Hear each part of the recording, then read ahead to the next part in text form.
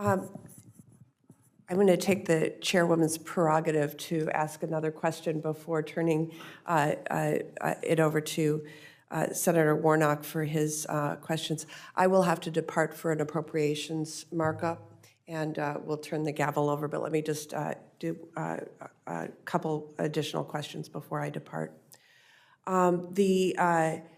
There is an angle to the Operation Fouled Anchor that I failed to ask you about earlier that I want to just make sure that I don't leave aside. And that is, we've talked about the perpetrators who have been identified, we've talked about the victims, but we haven't really talked about the Coast Guard leaders who ignored some of the information they were collecting.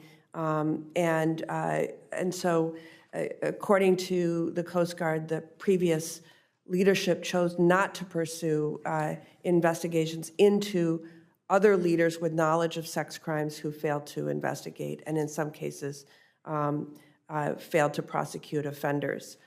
According to the CNN reporting, in some cases, leaders insultingly disciplined sexual assault survivors for lewd acts. So, Admiral, in one case, I understand a Coast Guard attorney responsible for providing legal advice to Coast Guard leaders recommended that a rape case be referred to a hearing under military court. The attorney advised that failing to do so is, quote, tantamount to declaration of an open season on women. Yet, the Coast Guard's own investigation found that Coast Guard leadership did not heed that lawyer's advice and failed to refer the case to court-martial. So again, we've talked about the victims, we've talked about the perpetrators, but how will the Coast Guard respond to an egregious lapse in justice like the one that I just described? The pattern of failure to address sexual assaults reports at the Coast Guard Academy. Sexual assault was a crime in the 1980s, and it is still a crime. And there was a lack of policy clarity and clarity of leadership with regard to how those reports needed to be handled, investigated, how the victims needed to be supported. We failed, the cadets at the Coast Guard Academy at that time period. Moving forward, I'm committed to ensuring that we've got full transparency and accountability in the system, not just for perpetrators, but for leaders who fail to abide by the policies that we've got in place to ensure that we provide a safe experience and environment for everyone in the workforce. Thank you, Admiral. Now, different transition. The Coast Guard has the unique role of providing for U.S. safety at home as well as abroad. In light of increasing competition in the Indo-Pacific theater of operations, Senator Schatz and I sponsored a provision in the last year's Coast Guard bill that directed a collaborative study of the Coast Guard's resourcing needs with respect to operations in the Western Pacific.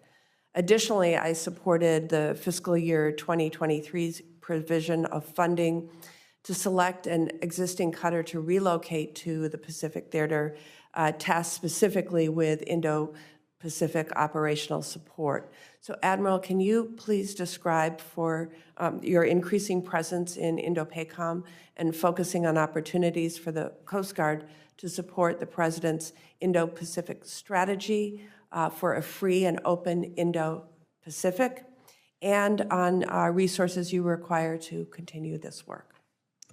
Thank you. The demand for your Coast Guard has never been greater, and that's certainly true in the Western Pacific as we operate national security cutters, fast response cutters based out of Guam, and there's opportunity for us as a nation to make additional investments in the Coast Guard that creates increased presence, partnership, and capacity building.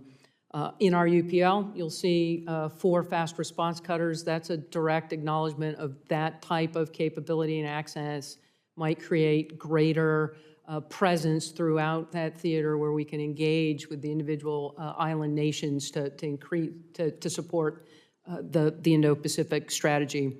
You mentioned the Pacific support tender. That cutter has been identified and will be re-home porting into Honolulu for the next couple of years to begin operating and providing that critical work in support. And she should be in Honolulu by December. And we look forward to continuing to explore with the committee and the administration on how we might invest in the Coast Guard and increase our persistence and presence in the Western Pacific.